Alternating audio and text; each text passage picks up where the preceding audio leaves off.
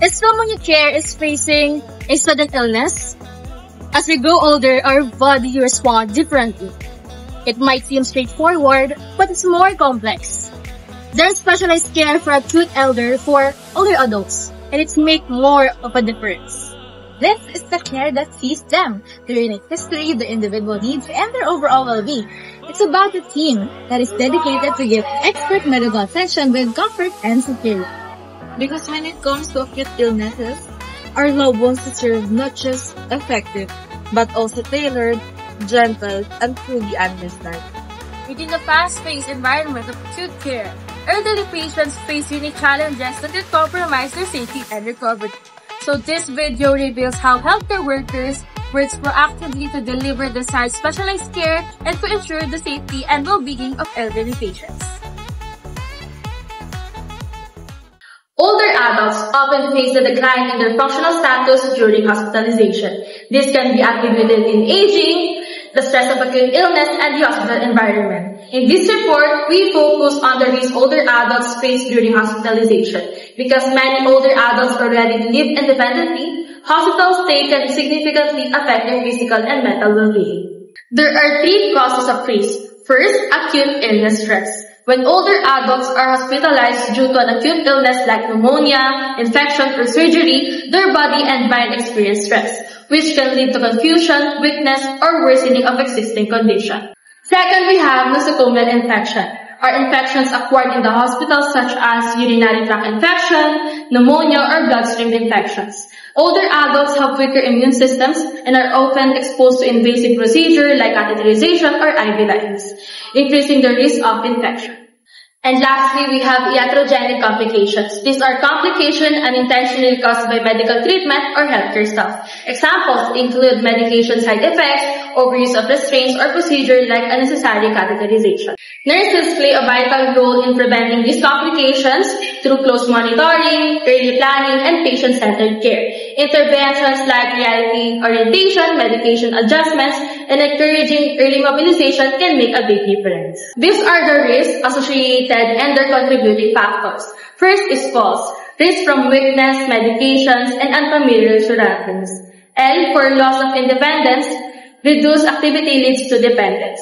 I for incontinence, due to immobility, sedation, or lack of health. P for pressure ulcers, skin breakdown from immobility. And D for delirium, confusion from illness and environment change. And C for constipation caused by medication, surgery, and low mobility. And D for dehydration from reduced thirst and inaccessible fluids. Improved surgical procedures and the increasing number of persons living to old age, nursing today are caring for many more surgical patients. Remember, surgical intervention not only can add years, but also improve the quality and functional independence of a person. Post-operative considerations. Gerontological nurses must be sensitive to the fears that many older adults or patients have concerning surgery.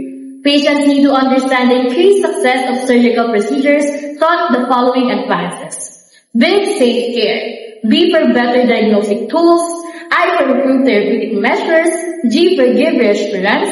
S for surgery description and length. A for anesthesia reactions. F for frequency of procedures such as dressing changes, suctioning, oxygen. E for exercises such as turning, coughing, or deep breathing.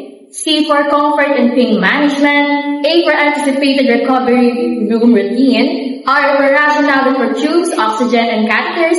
And E for expected health healing. So next we have operative and post-operative care consideration. So we've prepared old patient pneumonia. So first, O stands for observe for hypoxia. After surgery, one of the first things we need to observe is hypoxia. It may not present as classic difficulty breathing. Instead, restlessness is often the earliest sign. Many mistake it for pain, but remember, in the post-operative period, restlessness often means hypoxia, not pain. Always check for oxygen saturation and support airway clearance. Next, L for limit surgery time. Limiting the time of surgery reduces the risk of anesthesia-related complications. The longer the patient is under anesthesia, the higher the risk for respiratory depression, hypothermia, and delayed recovery. Surgical team must be efficient, prepared, and avoid unnecessary delays. D for deep breathing and training.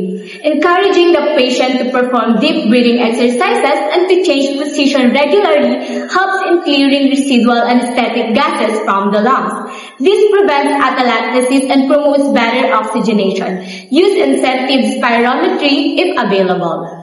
So next for the patient term. So P for prevent hypothermia. Patients often lose body heat during surgery due to exposed and full operating rooms. So always warm the patient with blankets or warmer during and after surgery. Next for the letter A, anesthesia caution.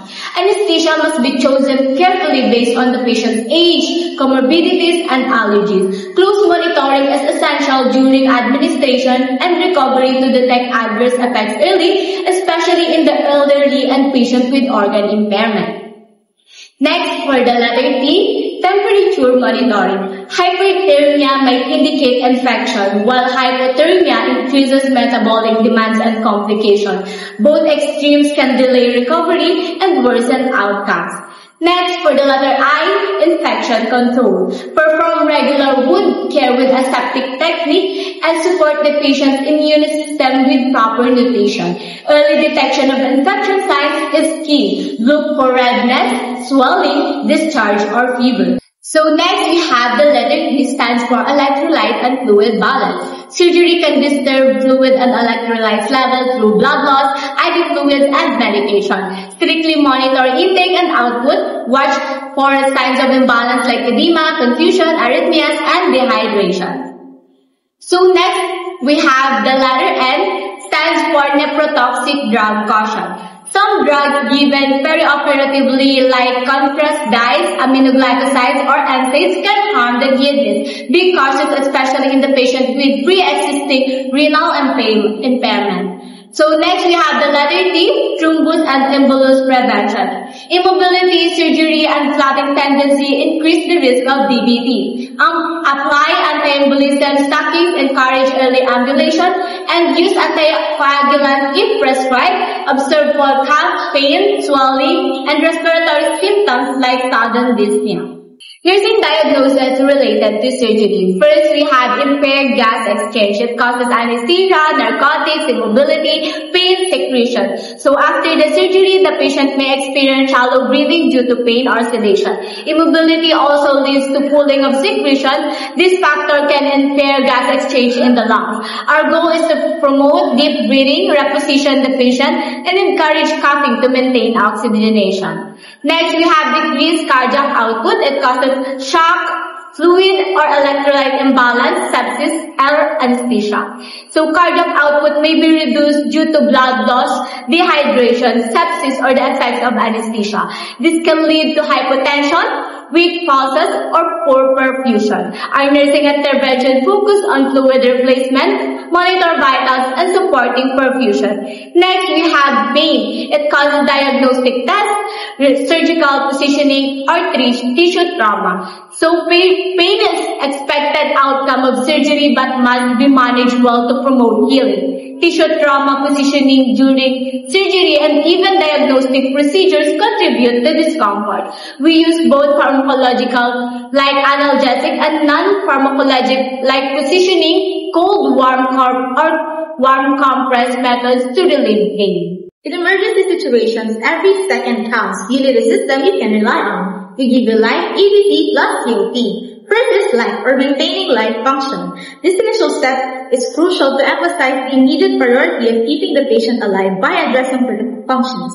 A stands for assess for causative factor. Identifying what caused the emergency is crucial for effective treatment and preventing further harm. B stands for bleeding control. Stopping significant blood loss is a fundamental action to stabilize the patient's condition. C is for complication precaution. Taking steps to prevent potential problems can significantly improve the patient outcomes. C stands for comfort. Addressing both physical pain and emotional distress is vital for the patient's well-being. O stands for observe and record signs, treatment, and responses. This is for continuous monitoring and documentation, providing essential information for ongoing care. And lastly, we have P for prevent and treat shock. Recognizing and managing shock is crucial in emergency situations to maintain vital organ function.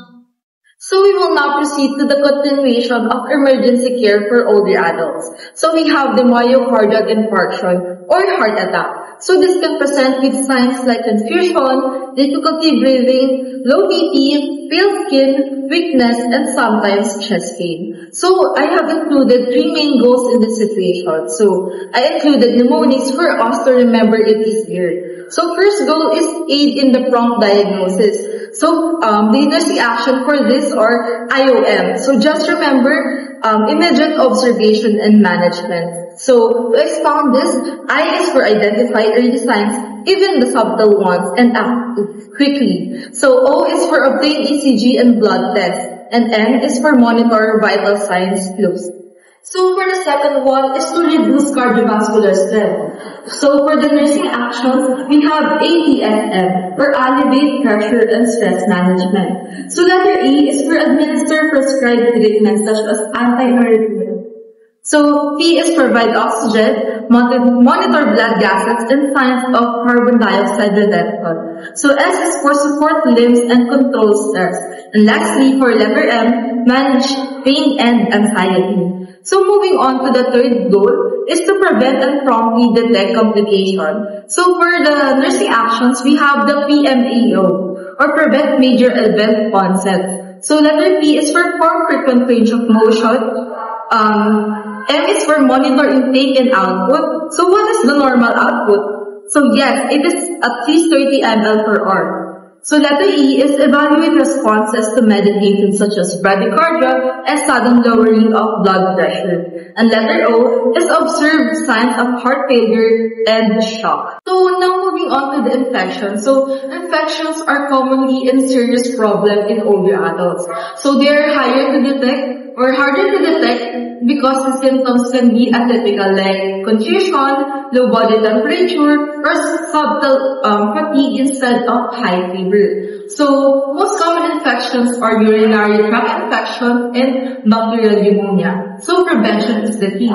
So let me give you the mnemonics for it. So for the measures for infection preventions, we have the P maker. So what does it mean? So letter P is promote good hydration and nutrition. N is for monitor vital signs, mental status, and of course the health of the patient. Letter A is for avoid immobility. K is for keep the environment clean. E is for ensure vaccination. And letter R is restrict contact with the infected individual. So of course, we should not forget the factors contributing to the high risk of infection in older adults. So just remember, a warm chase. So letter A is age-related body changes. Letter W, weakened immune system. Letter A, airway clearance is decreased. Letter R is the retention of urine. Letter M, malnutrition and medical devices. Letter C, the chronic illnesses. Letter H, hormonal changes. Letter I is immobility. Letter T is poor skin integrity. And lastly, letter F, stays in hospital or facility. So we will now move on to the last part of the topic. So it is the discharge planning. So it is critical process aimed at preventing complication and reducing the chance of rehospitalization. So proper discharge planning also minimizes stress for both patient and their caregiver. So since hospital stays are now shorter, ensuring a safe discharge is more important than ever. So nurses play or help to make sure that older adults go home safely. So we check their needs, teach them and their families how to care for them, and suggest ways to make their home safer. So we also work with other healthcare workers to make a good plan for their health.